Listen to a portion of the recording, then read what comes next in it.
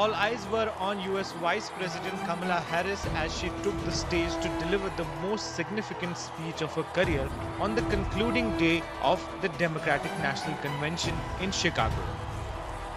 Vice President Harris, who is of Indian and African heritage, on Thursday night accepted her party's nomination, becoming the second woman to do so for the Democratic Party after former First Lady Hillary Clinton. And I want you to know, I promise to be a president for all Americans. You can always trust me to put country above party and self.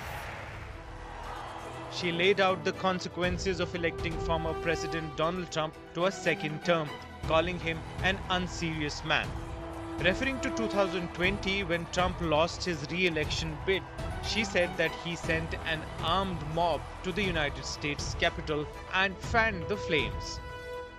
In many ways, Donald Trump is an unserious man.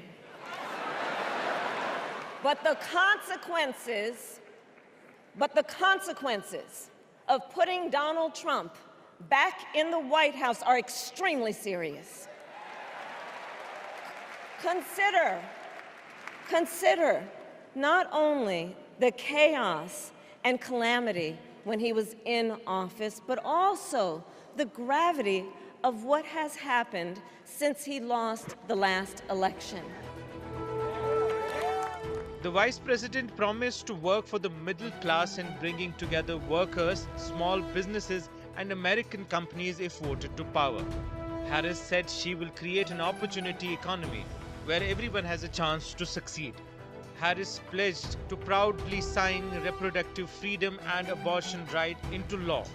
The Democratic Party candidate promised to ensure that America would rule the world in space and artificial intelligence. Harris also spoke about standing strong with Ukraine and NATO allies and getting a ceasefire and hostage deal done to end the war in Gaza. Well, we trust women. We trust women.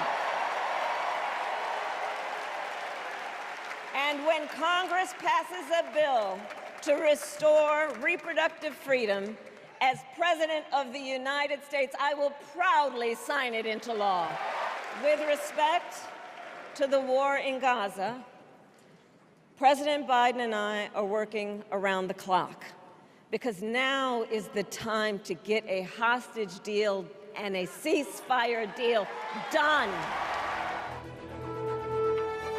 Harris remembered her mother Shyamala Gopalan and said that she misses her every day, especially when she is on the verge of breaking the highest glass ceiling of the United States. She said the November 5 election is the most important in America's history.